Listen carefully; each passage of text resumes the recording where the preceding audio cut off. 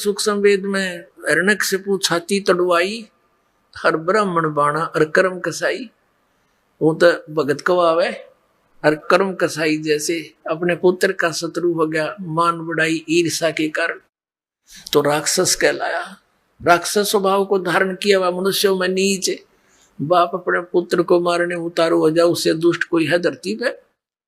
और ऐसे भगत को कहते हैं राक्षस स्वभाव को धारण किए मनुष्यों में नीच, दूषित कर्म करने वाले मूर्ख हैं। अब फिर तमोगुण शिव की भक्ति की थी रावण ने, कैसा जुल्म किया, परतरिया को उठा लाया, यानी अपनी ही माता का अपहरण कर लिया, क्योंकि दुर्गा के ही अंश हैं ये लक्ष्मी, सावित्री और पार्वती।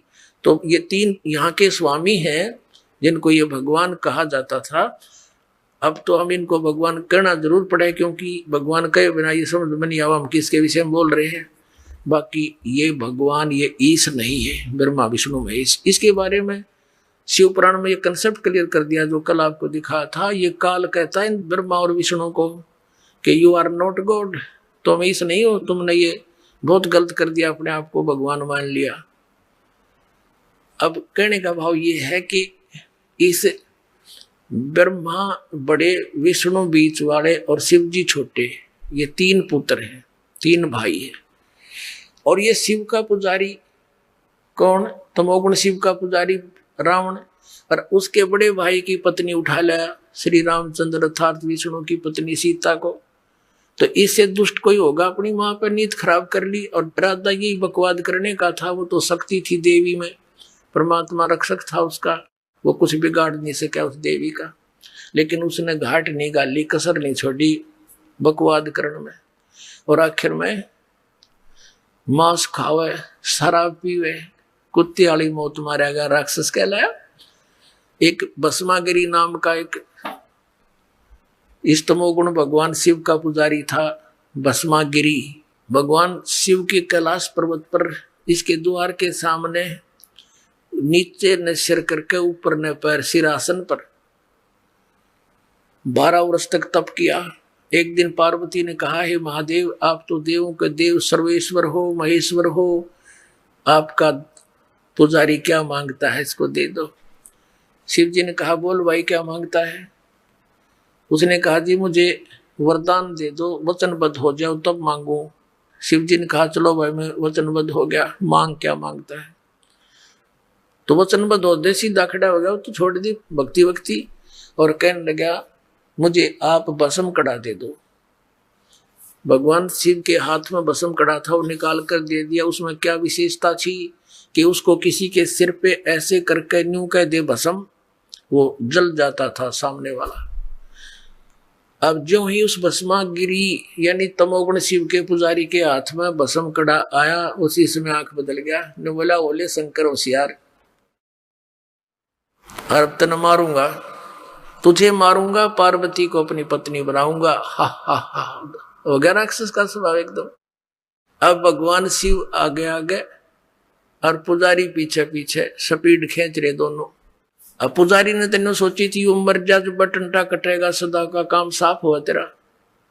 और भगवान शिव ने सोचा यू भस्म कड़ा तो जबरदस्ती एक तेरे सिर का निकटा, तू मरिया, इनको हम अजरवमर मूर्तंजय कालज्य सुना करते थे। अविनाशी नो डर के बाजा करे। अविनाशी तो कबीर परमात्मा थे, उबलते हुए सरसों के तेल के कढ़ाई में बैठा दिए भगवान और आराम से बैठे, कुछ नहीं बिगड़ा उनका। और बता नहीं कितनी यातनाएं दी थी मालिक को, अविनाशी का तो जिक्र भी नहीं। अपने आत्माओं, अब इनकी रक्षा भी भगवान करता है जब ये इसी आपत्ति में आते हैं, क्योंकि ये भी उसी कबीर परमात्मा सत्य पुरुष के बच्चे हैं, परम अक्षर पुरुष के बच्चे हैं। आपत्ति आई, परमात्मा पार्वती रूप बनाकर उसके सामने खड़ा हो गया कुछ दूरी पर और कहा कि भस्मागिरी कहाँ जा रहे हो, आ जाओ बैठो, दो बात करेंगे। अब भस्मागिरी ने सोचा डट जा, पार्वती के लिए तो खड़ा कर ही रहा था, वो वहां खड़ा हो गया और पार्वती कहने लगी कुछ डांस वांस करके दिखा मैं, ताकि कुछ तेरे अंदर गतिविधि देखूं। तो वो कहने लगा, जी मैंने तो तपस्वी आदमी हूँ, डांस डांस कदे करया को नहीं। पार्वती कहने लगी ला मैं सिखाऊं तेने। पार्वती रूप में परमात्मा कहते हैं कि ऐसे कर, इस हाथ ने ऐसे कर, पैर ने ऐसे कर। जिस हाथ में कड़ा था उसको ने बोली और कर, और कर, ऊपर सिर पा लिया। जब कह दिया भस्म, भस्मागिरी मर गया, भस्म हो गया, नष्ट हो गया, जल गया। वो उस कड़े को उठाकर भगवान विष्णु रूप धारण करके, वो परम अक्षर ब्रह्म विष्णु रूप धारण करके शिव जी के आगे जाके खड़ा हो गया और कहा कहाँ चले भोलेनाथ। भगवान शंकर कहने लगे भाज ले विष्णु, बात बिगड़ गई। अब क्या हो गया? अब भस्मागिरी ने मेरे पे भस्म कड़ा ले लिया और मेरे पीछे पड़ रहा है। भगवान बोले ये देखो ये कड़ा तेरा मेरे पास है। तो आप कैसे लाए? कि मैंने वो मार दिया। कैसे मार दिया? फिर सारी डिटेल बताई। जब उनका दिल डटया तो वापस आकर राख देख ली ना भस्मागिरी की। जब शिव जी का कलेजा धड़कना बंद होया, कलेजा धड़कना जब बंद हुआ, दिल पुणात्मा हम इनको अजर अमर कहा करते थे। दास ये सच्चाई बता रहा है, किसी की आलोचना नहीं करा। इन्हीं के इतिहास और इनके पुराणों में लिखा हुआ है। अब वो भस्मागिरी भस्मा असुर कहलाया, राक्षस, और कुत्ते वाली मौत मरया। ऐसे दूषित कर्म, जिसकी पूजा करे उसी की पत्नी पर बदनीत। ऐसे नीच व्यक्ति ये त्रिगुण, तीनों गुणों के उपासक, रजगुण ब्रह्मा, सतगुण विष्णु, तम गुण शिव जी के। अब जैसे गिरी, पुरी, सन्यासी, ये सरस्वती, ये सारे इसके ये पुजारी हैं शिव जी के। ये नाथ, कनपाड़े, बिना कनपाड़े, ये नागा जो कति नंगे फिरते हैं, ये सब शिव के पुजारी हैं तमोगुण के। और वैष्णो है ये विष्णु जी के पुजारी। वैष्णो एक बार हरिद्वार के अंदर हर की पैड़ी पर एक कुंभ के पर्व का एक विशेष आयोजन हुआ। और जब ये कुंभ का मेला होता है, ये सभी त्रिगुण उपासक, रजगुण ब्रह्मा, सतगुण विष्णु, तम गुण शिव जी, अब ब्रह्मा जी की उपासना करते नहीं, शिव और विष्णु जी के उपासक वहां पहुंच जाते हैं।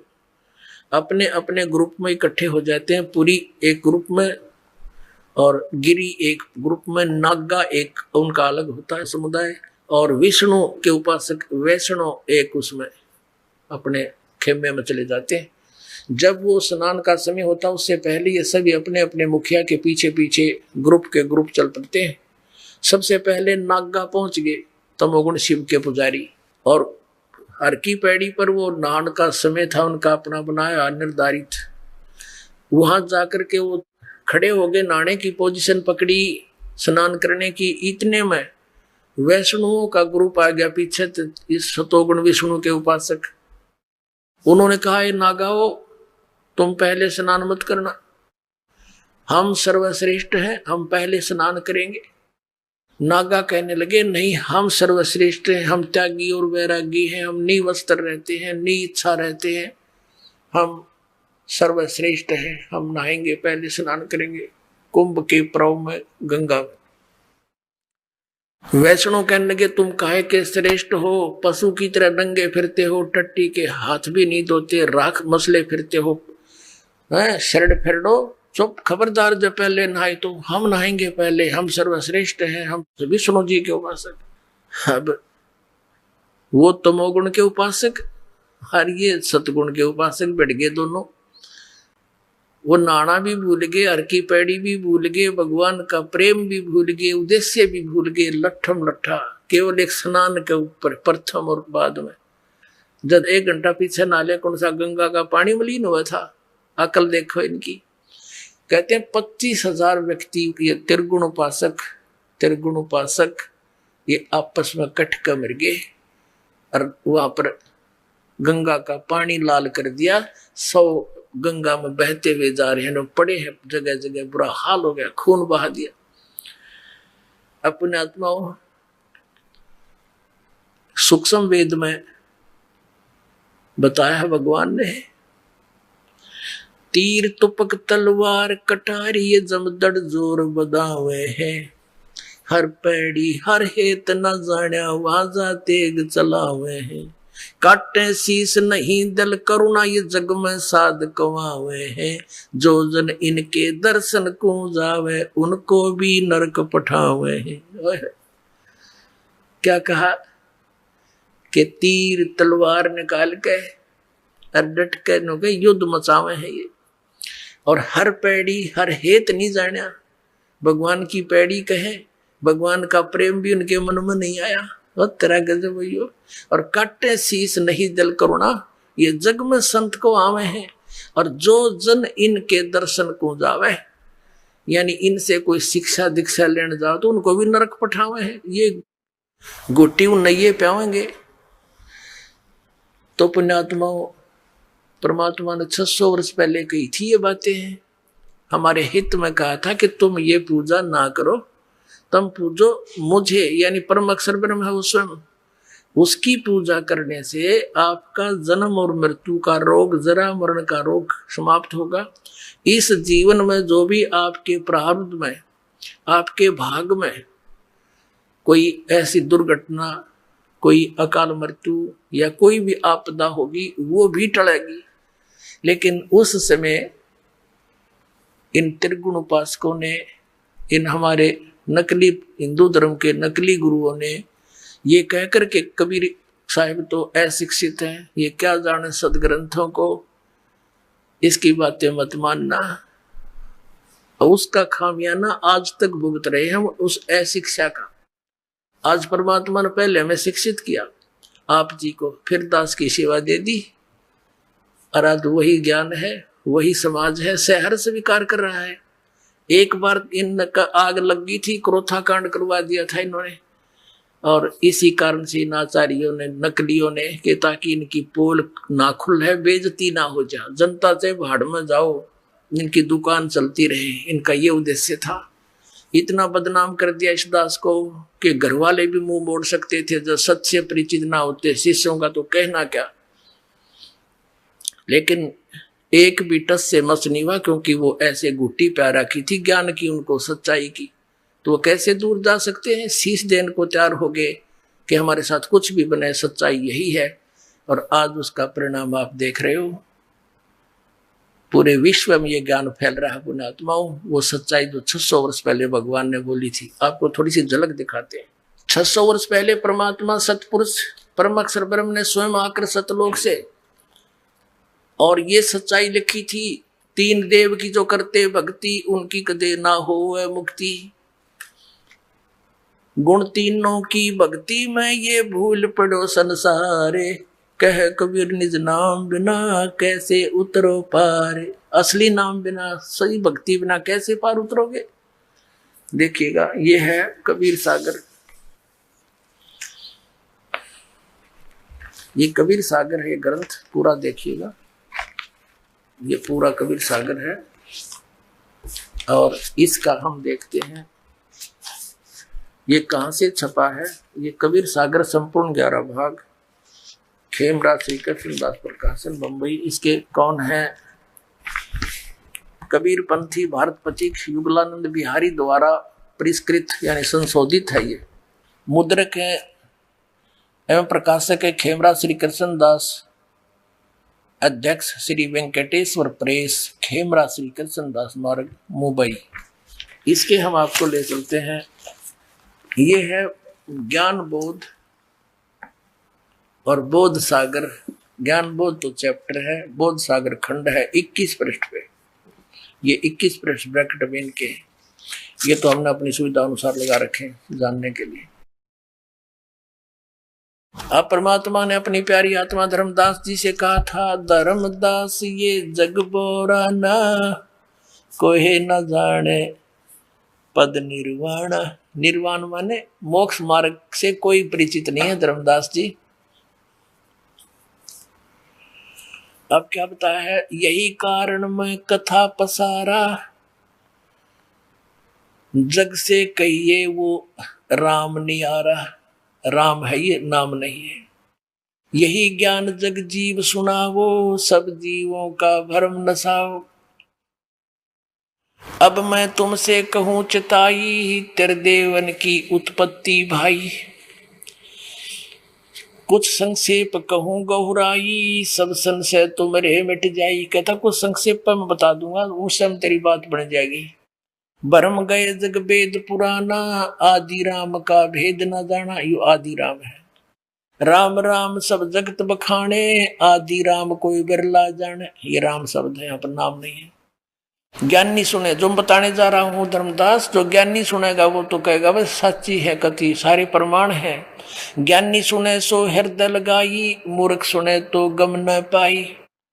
अब क्या बताने चले हैं, ब्रह्मा विष्णु महेश के माता पिता बताता हूँ। माँ अष्टंगी पिता निरंजन, ये जमदारुण वंशन अंजन।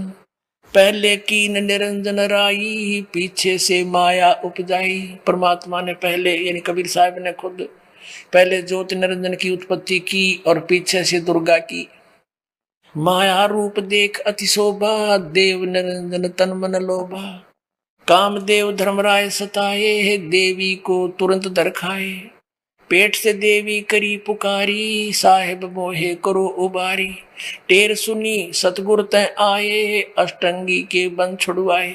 यहाँ है टेर सुनी तहा हम आए, ये कबीर पंथियों ने थोड़ा बहुत इसमें फेरबदल कर दिया, क्योंकि ये कबीर साहब को सतगुरु मानते हैं, भगवान नहीं मानते कबीर पंथी, ये नकली।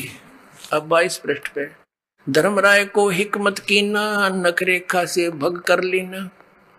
परमात्मा बता रहे हैं कि इस काल को धर्मराय भी बोलते हैं। यूं कहता मैं धर्म का राज करूंगा, इसलिए इसको धर्मराय कहा। इसने अपने नाखनों से स्त्री इंद्री बनाई दुर्गा के। धर्मराय करे भोग विलासा, माया को रही सुआसा तबासा। 3 पुत्र अष्टंगी जाए, ब्रह्मा विष्णु शिव नाम धराए। 3 देव विस्तार चलावे, इनमें यो जग धोखा खावे। पुरुष गम कैसे कोई पावे, काल निरंजन जग भरमावे। 3 लोक अपने सुत दीन्या, सुन निरंजन बासालीन्या। पुत्रों को देकर 3 लोक, ये पृथ्वी लोक, पाताल लोक और स्वर्गलोक। कहता आप सुन में सबसे ऊपरले स्थान पर जाकर गुप्त रहता है, जिसको काशी कहते हैं, काशी बोला ये। 3 देव सो उसको ध्यावे, निरंजन का वो पार न पावे। ब्रह्मा विष्णु महेश ये भी भक्ति करे निरंजन की, उनको पता नहीं चला। ब्रह्मा विष्णु शिव नहीं बचाए, सकल खाए पुन दूर उड़ाए। इनको भी मारेगा और खाएगा, इनकी भी जन्म और मृत्यु होती है ब्रह्मा विष्णु महेश की। अकाल पुरुष काहू नहीं चीन्या, काल पाए सभी गैलीना। 3 देव और असुर अवतारा, ताको भजे सकल संसारा। गुण तीनों का ये विस्तारा, धर्मदास मैं कहूँ पुकारा। गुण तीनों की भक्ति में भूल पड़ो संसार, कह कबीर निज नाम बिना कैसे उतरे पार। अपने आत्मा इन शंकराचार्यों से पूछ लेना, गीता के श्लोक सारे सुना देंगे और पुराणों के श्लोक सुना देंगे। संस्कृत घोट रखी इन्होंने, हरि का कख नहीं पता इसमें लिखा क्या है। यदि इन्होंने अब इसी शंकर पंचम में 135 पृष्ठ पर लिखा है कि सबसे बड़ा पशु कौन है, जिसने सदग्रंथों का अध्ययन किया और धर्म आचरण कराया नहीं, यानी उनके अनुसार साधना करी नहीं, वो सबसे बड़ा पशु है। तही बाप हिसाब ला लिया सबसे बड़े पशु कौन है। इब्दास आपको बताएगा। इन शंकराचार्यों से प्रश्न करते हैं, पूछा करते थे हम भी इन गुरुओं से कि श्री विष्णु जी, श्री शिव जी और ब्रह्मा जी ये भी साधना करते हैं, भक्ति करते हैं, ये किसकी भक्ति करते हैं। कोई तो कहा करता कि विष्णु तो श्री शिव जी की भक्ति करता है और शिव जी श्री राम की भक्ति करता है। एक यहां तक सिर फेरा मिला कि ब्रह्मा विष्णु महेश ये कृष्ण की भक्ति करते हैं। चौखा भाई बताओ। और एक शंकराचार्य कहता है ये अपने ही स्वरूप की भक्ति करते हैं, क्योंकि वो ये आत्मा ही परमात्मा है, अपने स्वरूप की भक्ति करते हैं विष्णु जी ब्रह्मा जी। अब देखियो, अब आपको दिखाते हैं ये शंकराचार्य क्या बताते हैं, हमारे सदग्रंथ क्या बताते हैं। अब देखिएगा श्रीमद् देवी भागवत, भगवान विष्णु क्या बताते हैं, मैं किसकी भक्ति करता हूं। देखिएगा श्रीमद् देवी भागवत और गीता प्रेस गोरखपुर से प्रकाशित है। इसके संपादक सचित्र मोटा टाइप, केवल हिंदी। हनुमान प्रसाद पोदार चिमनलाल गोस्वामी इसके संपादक हैं। गीता प्रेस गोरखपुर से ये प्रकाशित है। अब इसके हम 28 पृष्ठ पे आते हैं। ये है पहला स्कंद, पृष्ठ 28। व्यास जी ने पूछा, उसका उत्तर दे रहे नारद जी। महाभाग व्यास जी, तुम इस विषय में जो पूछ रहे हो, जो प्रश्न कर रहे हो, ठीक यही प्रश्न मेरे पिताजी ने यानी ब्रह्मा जी ने भगवान श्री हरि यानी विष्णु जी से किया था। देवादिदेव भगवान जगत के स्वामी हैं। लक्ष्मी जी उनकी सेवा में उपस्थित रहती हैं। दिव्य कौस्तुभमणि उनकी शोभा बढ़ाती है। वे शंख चक्र गदा लिए रहते हैं, पीतांबर धारण करते हैं, 4 भुजाएं, वक्षस्थल पर श्री वस्त्र का चिन्ह चमकता रहता है। वे चराचर जगत के आश्रयदाता हैं। नारद जी कह रहे हैं, जगत गुरु एवं देवताओं के भी देवता हैं। ऐसे जगत प्रभु भगवान श्री हरि महान तप कर रहे थे। महान तप, उनकी समाधि लगी थी। यह देखकर मेरे पिता ब्रह्मा जी को बड़ा आश्चर्य हुआ। अब देख लेना नारद का, व्यास जी का, ब्रह्मा का, विष्णु का कैसा ज्ञान है आध्यात्मिक। अतः उन्होंने उनसे जानने की इच्छा प्रकट की। ब्रह्मा जी ने पूछा, प्रभु आप देवताओं के अध्यक्ष, जगत के स्वामी, भूत भविष्य एवं वर्तमान के सभी जीवों के एकमात्र शासक हैं। भगवान, फिर आप क्यों तपस्या कर रहे हैं और किस देवता की, किस भगवान की आराधना में ध्यान मगन है? मुझे असीम आश्चर्य तो यह हो रहा है कि आप देवेश्वर एवं सारे संसार के शासक होते हुए भी समाधि लगाए बैठे हैं। अब ब्रह्मा जी के विनीत वचन सुनकर भगवान श्री हरि नो बोले, पृष्ठ 29 पा गई बात। श्री हरि उनसे कहने लगे, ब्राह्मण सावधान होकर सुनो। मैं अपने मन का विचार व्यक्त करता हूँ। देवता, दानव और मानव सब यही जानते हैं, तुम सृष्टि करते हो, मैं पालन करता हूँ। शंकर संहार किया करते हैं। किंतु फिर भी वेद के पारगामी पुरुष अपनी युक्ति से यह सिद्ध करते हैं कि रचने, पालने और संहार करने की यह योग्यता जो हमें मिली है उसकी अधिष्ठात्री शक्ति देवी है यानी दुर्गा है। वे कहते हैं कि संसार की सृष्टि करने के लिए तुम में राजसी शक्ति का संचार हुआ। ब्रह्मा हो गया रजगुण और मुझ में सात्विक शक्ति मिली है, तो विष्णु है सतगुण और रुद्र में तामसी शक्ति का आविर्भाव हुआ है, ये शिव हो गया तमोगुण। तो उस शक्ति के अभाव में तुम इस संसार की सृष्टि नहीं कर सकते, मैं पालन करने में सफल नहीं हो सकता और रुद्र से संहार कार्य भी होना संभव नहीं। आगे क्या बताते हैं ब्रह्मा जी, हम सभी उस शक्ति के सहारे ही अपने कार्य में सदा सफल होते आए, परंतु सुवर्त प्रत्यक्ष और परोक्ष दोनों उदाहरण मैं तुम्हारे सामने रखता हूँ। सुनो, यह निश्चित बात है कि उस शक्ति के अधीन होकर ही मैं प्रलय काल में इस शेषनाग की शैया पर सोता, सृष्टि करने का अवसर आते जाग जाता हूँ। मैं सदा तप करने में लगा रहता हूँ। उस शक्ति के शासन काल से कभी मुक्त नहीं रहता। कभी अवसर मिला तो लक्ष्मी के साथ सुख पूर्वक समय बिताने का सौभाग्य प्राप्त होता है। मैं कभी तो दानों के साथ युद्ध करता हूँ। अखिल जगत को भय पहुंचाने वाले दैत्यों के विकराल शरीरों को शांत करना मेरा परम कर्तव्य हो जाता है। और फिर यहाँ निचोड़ कर दिया अपने अध्यात्म ज्ञान का विष्णु जी ने, मुझे सब प्रकार से शक्ति के अधीन होकर रहना पड़ता है। उन्हीं भगवती शक्ति का मैं निरंतर ध्यान किया करता हूँ। ब्रह्मा जी, मेरी जानकारी में भगवती शक्ति यानी दुर्गा से बढ़कर कोई भगवान नहीं, कोई देवता नहीं। अपने आत्माओं, अब ये शंकराचार्य हमारे धर्मगुरु कहते हैं विष्णु जी तो ध्यान करे है श्री राम का, राम ध्यान करे है शंकर का, या शंकर जी ध्यान करे विष्णु का। किसी ने पूछा कि ब्रह्मा विष्णु महेश किसकी साधना करते? एक शंकराचार्य कहता है कि श्री राम का ध्यान करते हैं और एक कहता है ये अपने स्वरूप का ध्यान करते हैं। और ये देवता क्या कहते हैं, हमारे पवित्र पुराण क्या कहते हैं, जिनको शंकराचार्य जी सच्चा मानते हैं कि ये पुराण सत्य है, ये क्या बताते हैं कि भगवान विष्णु कह रहा है मैं दुर्गा का ध्यान करता हूँ, उसकी भक्ति करता हूँ और इससे बढ़कर और कोई भगवान मुझे पता नहीं।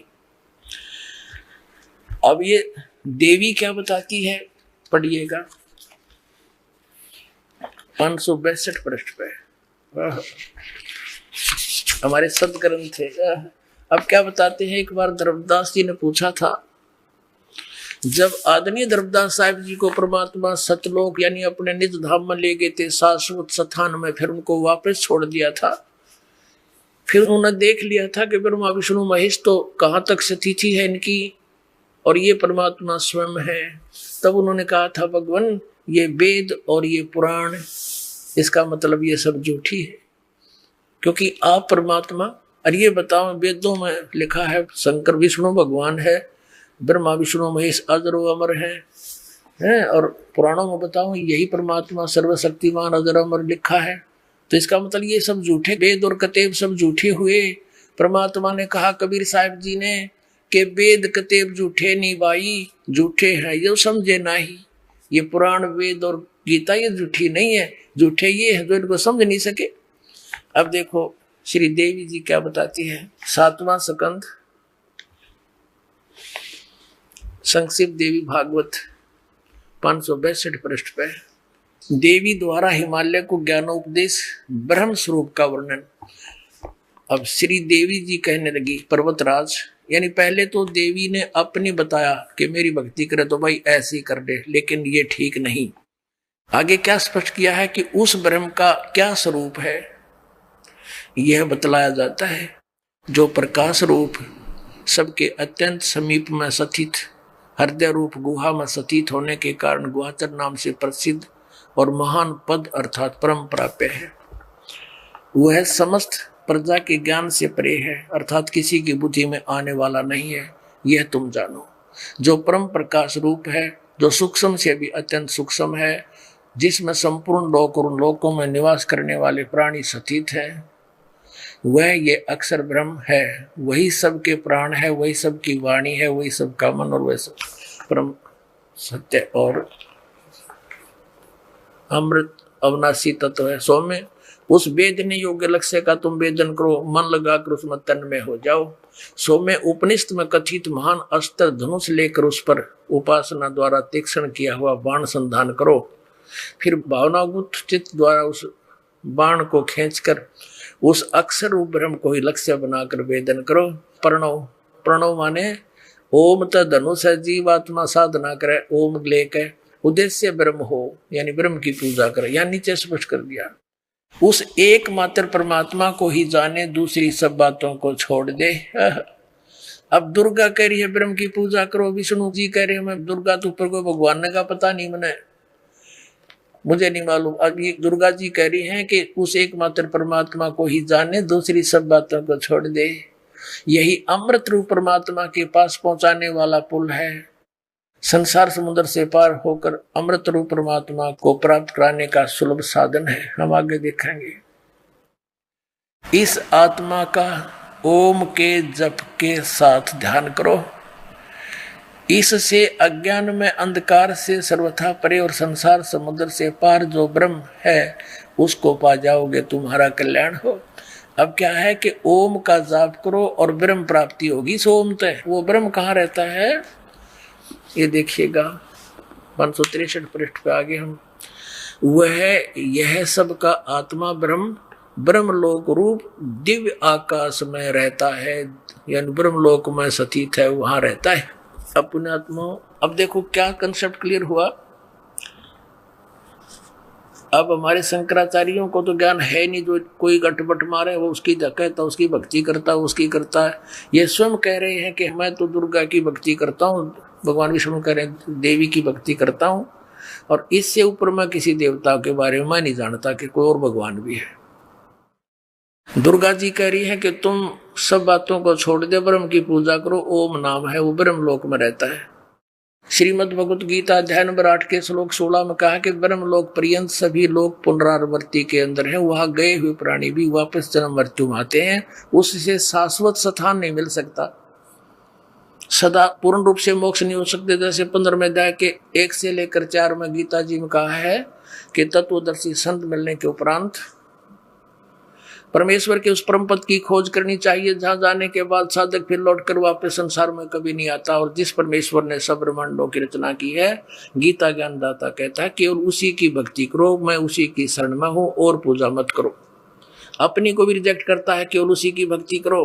अब वो परम अक्षर ब्रह्म कौन है, वो पूजा कैसे करनी है वो ये दास बताओगा, ये भेज रखा उस परम अक्षर ब्रह्म की पूजा बताने के लिए।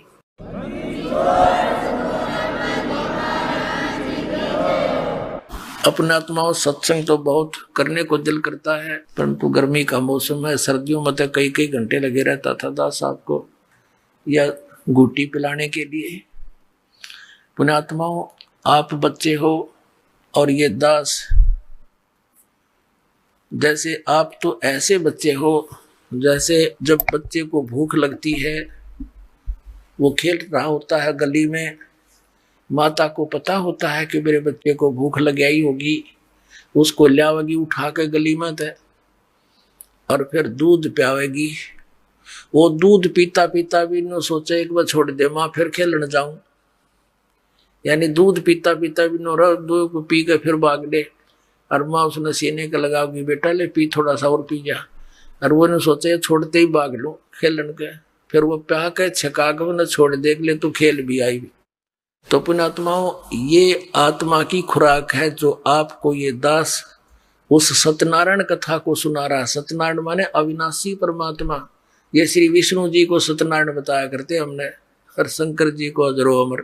ये तो अज्ञान भरा करते हमारे अंदर।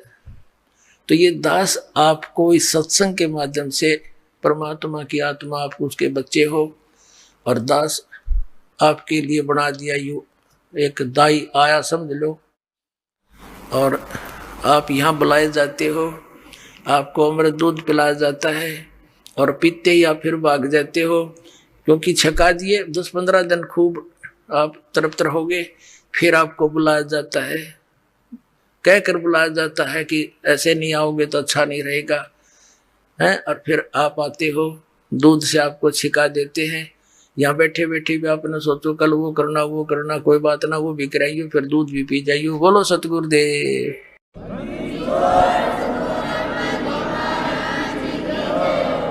तो इसी तरह वो बच्चा फिर युवा हो जाता है, ऐसे आपकी बुद्धि युवा हो जाएगी पुण्यात्माओं, और परमात्मा पाओगे, सतलोक जाओगे। सत साहे परम पिता परमात्मा पूर्ण ब्रह्म सर्व सृष्टि रचनहार कबीर देव कबीर परमेश्वर जी की असीम कृपा से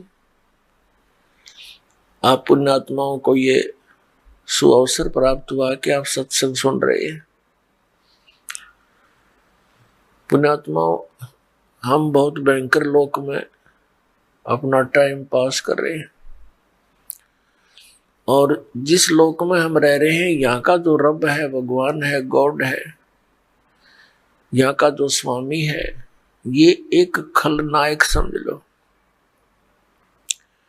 इसका प्रत्येक काम धोखे से विवश करके ये हमसे करवा रहा है। हम यहाँ के रहने वाले नहीं हैं, ये सबसे घटिया स्थान है जिस लोक में हम रह रहे हैं। लेकिन इस लोक में एक ही हमारे लिए गोल्डन चांस होता है कि जिस समय हमें मनुष्य शरीर प्राप्त होता है और उस समय ये तत्व ज्ञान हमें मिल जाए जो आज आपको प्राप्त हो रहा है। वैसे तो ये परमात्मा ने 600 वर्ष पहले कबीर साहब जी ने, कबीर देव जी ने 600 वर्ष पहले हमें प्राप्त कराया था, लेकिन ये हमें प्राप्त नहीं हुआ। क्यों नहीं हुआ? क्योंकि हमारे जो धर्म गुरु थे, पवित्र हिंदू धर्म के जो धर्म गुरु थे, वह नकली थे, वो डुप्लीकेट थे, वो शास्त्रों से अनभिज्ञ थे, तत्व ज्ञान से वो अपरिचित थे। परमात्मा हमें वही ज्ञान सुनाया करते थे जो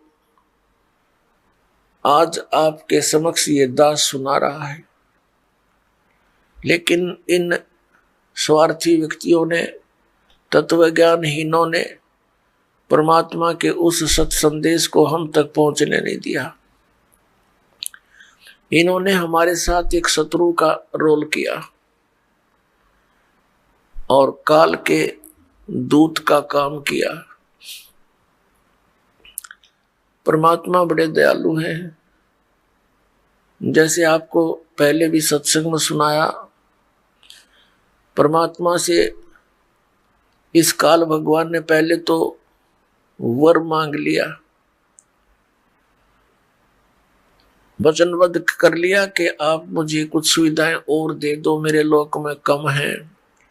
तब परमात्मा वचनबद्ध हो चुके तो काल भगवान ने क्या मांगा था कि 3 युगों में जीव कम ले जाना और चौथा युग जब कलयुग आवे तब तो शरण जीव बहु जावे। ऐसा वचन हर मोह दीजिए तब गमन संसार ही कीजिए। पुण्यात्मा परमात्मा ने कहा था ठीक है, कलयुग में मैं अपनी आत्माओं को निकालूंगा और जब 5505 वर्ष कलयुग बीत जाएगा तब मैं अपना एक अंश भेजूंगा, अपना दास भेजूंगा, अपना कृपा पात्र भेजूंगा और तत्व ज्ञान को अपने बच्चों तक पहुंचाऊंगा।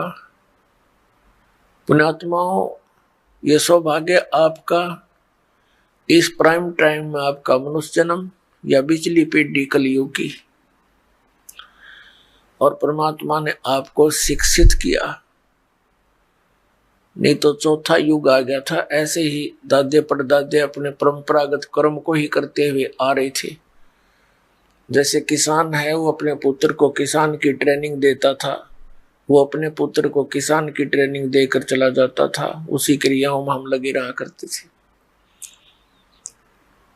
एक विशेष शांति थी और हम जैसे आजकल माया की हवस में अंधे होकर दिन रात बेचैन रहते हैं, ये उस समय नहीं था। तो ऐसे अब परमात्मा ने क्या किया, हमें शिक्षा दी। इस शिक्षा का हमने दुरुपयोग किया, परमाणु बम बना लिए, हवाई जहाज बना लिए, गाड़ी मोटर कार बना ली, सारा दिन धूं धूं फूं फूं निरा प्रदूषण कर दिया पूरे वातावरण में। 2 रोटी और 1 कमरा चाहिए एक परिवार को। 2 तरह का परिवार हो तो 2 हो जाए, घने हो जाए तो 3 कमरे जायज से बना ले और अपना सिंपल वे से रहना चाहिए था। हमने एक अपने जो क्रियाकर्मों को, अपनी इन परंपराओं को इतना विशाल कर लिया, अब ये हमारे जी की झाड़ बन गई। बढ़िया कोठी हो तो रिश्तेदार राजी रहेंगे, घना धन हो तो इज्जत बनेगी, या इज्जत नकली है, 1 मिनट में अदरक मार जा, पड़ा पड़ा तड़फे, मृत्यु हो जा, फिर कुत्ता बनकर वहीं सैर सपट्टा करे, पहले तो प्लातून बना फिर था। तो ये बातें सत्संग से ज्ञान होता है। तो इस शिक्षा का जो हमें एक विशेष लाभ है, इसका हानि गणी है और लाभ एक है कि हम भगवान को पहचान सकते हैं, अन्यथा इस शिक्षा की कति जरूरत नहीं थी।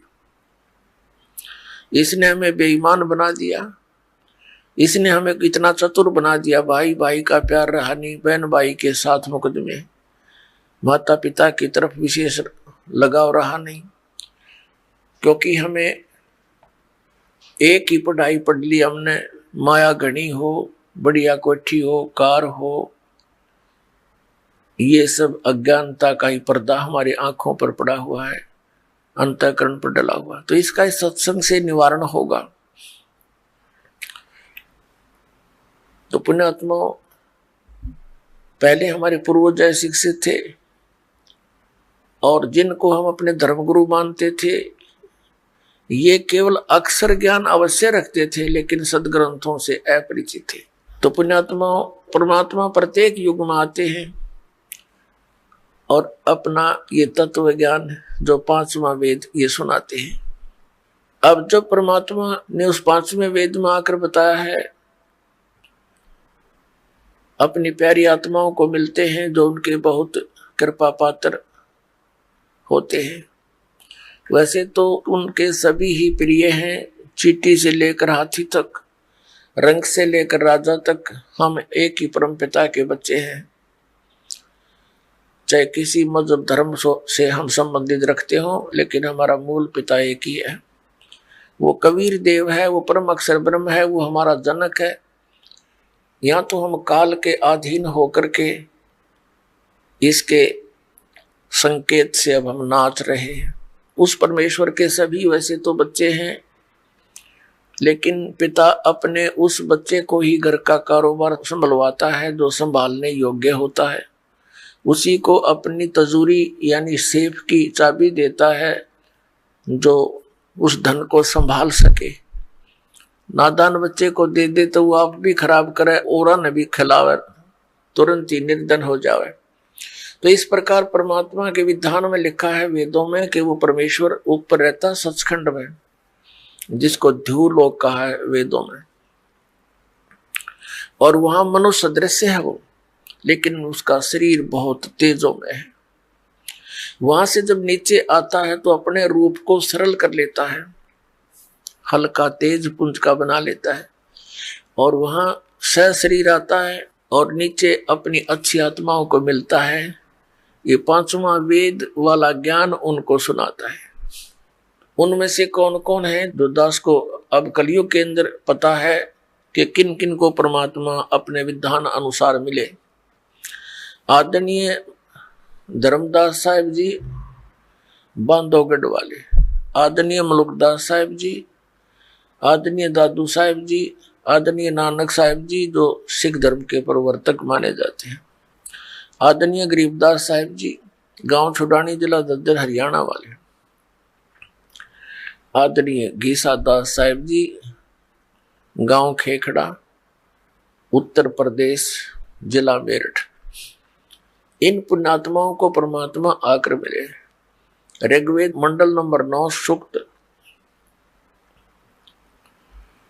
86 के मंत्र 26 और 27 में, ऋग्वेद मंडल नंबर 9 सूक्त 82 के मंत्र 1, 2, 3 में।